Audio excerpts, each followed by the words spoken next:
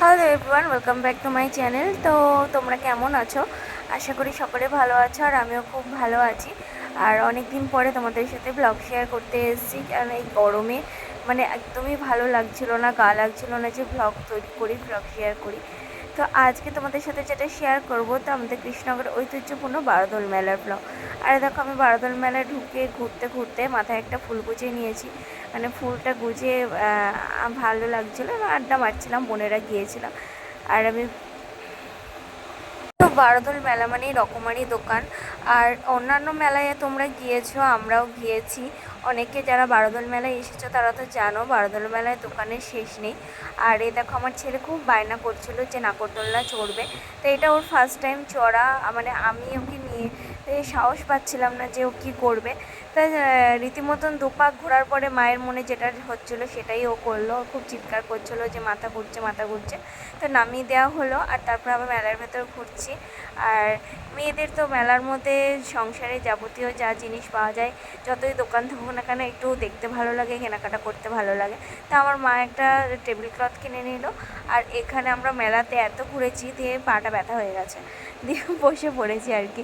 বসে পড়ে একটু ছবি টবি তুলে নিলাম। আর এই দেখো, মেলাতে ফুচকা খেতে বসে পড়েছে। তো ফুচকা আমি খাইনি, ওরা খাচ্ছিল।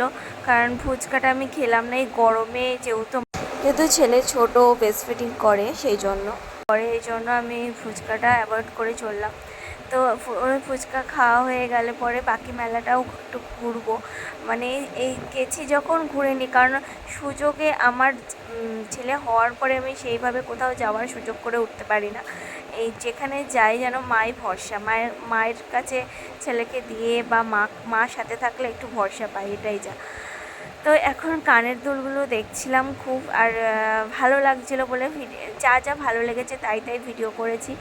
আর তাই আমার বোনেরা বলছিল আর কত ভিডিও নিবি। তো আমি তো আমার যা কিছু ভালো লাগে সবটাই তোমাদের সাথে শেয়ার করি।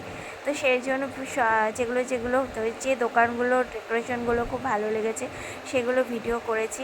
আর এই গরমে এই জুসটা সবাই খাচ্ছিলো, প্রচণ্ড ভিড় হয়েছিল, খেতে আমাদেরও ইচ্ছে করছিল, কিন্তু ছেলে আর থাকছিল না, তাই জন্য আমরা আর ওখানে দাঁড়ালাম না। আর এই দেখো, এখানে যে দোকানগুলো বসেছে, এখানে এই শিবের মূর্তিগুলো খুব ভালো লাগছিল। আর এরকম মূর্তি আমাদের কৃষ্ণনগরেই বেশি মেলাতে দেখতে পাবে। আমার যেটা মনে হয় অন্যান্য মেলায় তোমরা কমই দেখতে পাবে। যারা কৃষ্ণনগরের বারোদোল মেলা দেখেছো তারা তো জানো কেমন কি হয়। তবে প্রত্যেক বাড়ি যেন বারোদোল মেলা একটু নতুনভাবে সেজে ওঠে। আর বারোদোল মেলায় যারা ঠাকুর দর্শন করতে চাও, সে 3 দিনই বারোদোল শুরু হওয়ার প্রথম 3 দিনই আসতে হয়। আর সেই 3 দিন এত ভিড় হয়। এর মধ্যে একটা তোমাদের দুঃসংবাদও দেওয়ার আছে আমার, কারণ এই ভিড় বারোদোল মেলার মধ্যে আমরা সেকেন্ড দিন না থার্ড দিন গেছি, মানে লাস্টের দিন গেছি, আর দিনটা ছিল রবিবার। সে প্রচণ্ড ভিড়ও হয়েছিল, যেহেতু লাস্ট দিন ঠাকুর দেখা। আর ওই দিনই একটা বিপদও হয়ে যায়, যে মানে বিপদটা আমরা মানে কি বলবো, এই বিপদের আশঙ্কাতে আমরা ঠাকুর দেখতে গিয়েও ঠাকুর দেখিনি। এই জন্য ঠাকুরটা তোমাদেরকেও ভালো করে ভিডিও করে দেখাতে পারিনি, এত ভিড় ছিল, এত মা ছিল ঠাকুর প্রণাম করে বেরিয়ে এলো। আর যারা তোমরা ঠাকুর দেখতে চাও আমার চ্যানেলে গিয়ে দেখবে। এটা হয়েছে আমার বড় জেঠি পড়ে গিয়ে এমনভাবে হাত ভেঙেছে, মানে রীতিমতন প্লেট বসাতে হচ্ছে, অপারেশন তো হয়েছে, কেটে গেছে, 6টা সেলাই পড়েছে। হ্যাঁ, বিচ্ছিরি একটা ব্যাপার। আমরা যখন মেলার থেকে বেরোচ্ছি তখন জানতে পারলাম যে এরকমটা হয়েছে।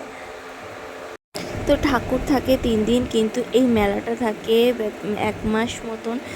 যারা এই মেলায় আসোনি তারা মেলাটা এসে ঘুরে যেও, তোমাদের ভালো লাগবে আশা করি। আর আমার ভিডিওটা কেমন লাগলো অবশ্যই কমেন্ট করে জানাবে। ভালো লাগলে প্লিজ লাইক করবে, কমেন্ট করবে, শেয়ার করবে, আর আমার চ্যানেলটা সাবস্ক্রাইব করে দেবে যারা নতুন আমার ভিডিও দেখছো। আর যারা আমার ভিডিও দেখো তাদেরকে অনেক অনেক ধন্যবাদ, অনেক ভালোবাসা। সবাই ভালো থেকো, সুস্থ থেকো, আর আমার পাশে থেকো। তো আজকের মতন টাটা, দেখা হবে নেক্সট কোনো ভিডিওতে। তো তোমরা বারোটার মেলা একবার কিন্তু ঘুরে যেও যদি আমাদের কৃষ্ণনগরের আশেপাশে কাছে যারা আমার ভিডিও দেখো।